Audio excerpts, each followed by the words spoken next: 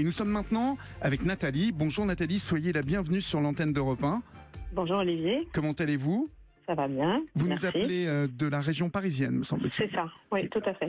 Alors vous Nathalie, vous avez 51 ans et vous êtes la mère de deux filles qui ont quel âge aujourd'hui ? Alors il y en a une qui a 27 ans et l'autre 24 ans. Et alors, vous avez parlé de sexualité avec elle à partir de quel âge ?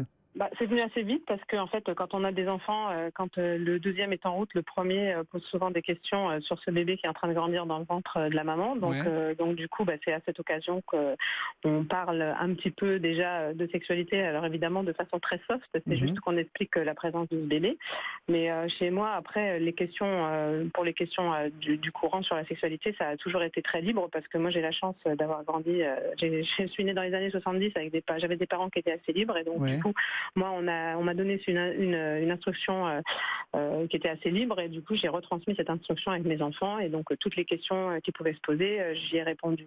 Et puis par la suite, comme j'ai rencontré un homme avec qui j'ai partagé ma vie et qui lui avait deux garçons, qui étaient un peu plus vieux que mes filles, donc du coup, très vite, il y a eu des questions qui ont été posées par les 4 enfants et du coup, on a répondu à toutes ces questions de façon assez libre. Donc voilà. Donc après, sur la façon technique, je dirais, on est aidé par effectivement les programmes scolaires parce que, comme le disait tout à l'heure Marion, vous avez bien effectivement les profs de bio abordent ce programme-là à la période de l'adolescence, donc ça épaule, je dirais, un peu les parents sur tout ce qui est la description, je dirais, anatomique des enfants.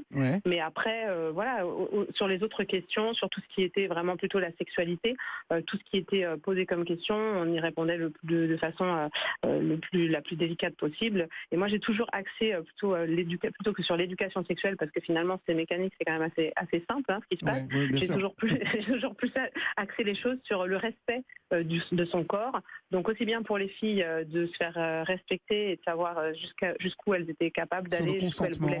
Voilà, le consentement, en fait, jusqu'où elles voulaient aller. Et pour les garçons, plutôt effectivement le respect aussi des filles et de ne pas jouer de leurs sentiments et voilà, plutôt sur cet aspect plutôt sentimental que sexuel, qui aussi est important, mais voilà, parce que les deux pour moi doivent aller ensemble.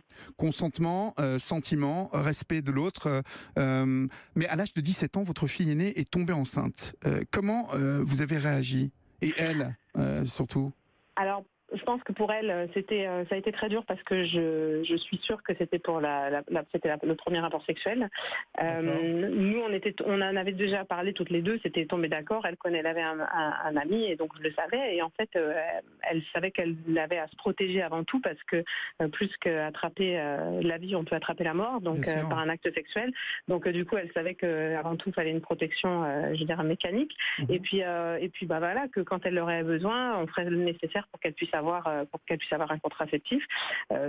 Sauf que entre la réalité, je dirais, et la fiction, des fois il y a un gap et que je pense que quand on se retrouve à 17 ans dans une chambre avec un garçon, des fois on maîtrise pas tout ce qui peut se passer et que voilà, il y a eu cet acte sexuel et derrière elle n'a pas osé, je pense, peut-être par peur de nous décevoir, parce que justement elle n'avait pas respecté cet accord, nous en parler, et donc du coup quand elle a enfin réussi à le faire, parce que là elle avait vraiment beaucoup de retard dans ses règles, malheureusement c'était trop tard pour une pilule du lendemain, donc on a été obligé de partir sur un acte vraiment plus lourd, qui pour elle a été assez traumatisant.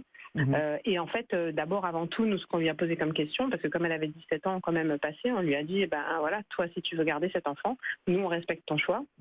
Par contre, on lui a expliqué les conséquences, c'est-à-dire que oui, ce serait une très jeune maman, qu'elle ferait un très jeune papa, que peut-être leur vie ne serait pas ensemble. Donc on l'a amené à réfléchir sur tout ce que ça pouvait avoir comme conséquence et sur ce qu'on lui a dit. Ce qui fait finalement partie de l'éducation sexuelle aussi, de prévoir ce type de situation aussi. Et du coup, nous, ce qu'on lui a dit, c'est qu'effectivement, il fallait qu'elle soit à l'aise et qu'eux soient à l'aise, qu'ils en discutent tous les deux et que s'ils voulaient garder cet enfant, nous, bien sûr, on était là et qu'on les suivait. Par contre, surtout, ils n'arrêtent pas leurs études parce que l'important, c'est qu'après, quand on a effectivement un enfant élevé, faut pouvoir assurer aussi derrière. Parce qu'un enfant, c'est pas juste le faire, c'est aussi l'éduquer et l'élever. Alors, 2 ans après, c'est votre seconde fille qui est tombée enceinte par accident. Elle a été beaucoup plus discrète, sûrement aussi par peur du jugement.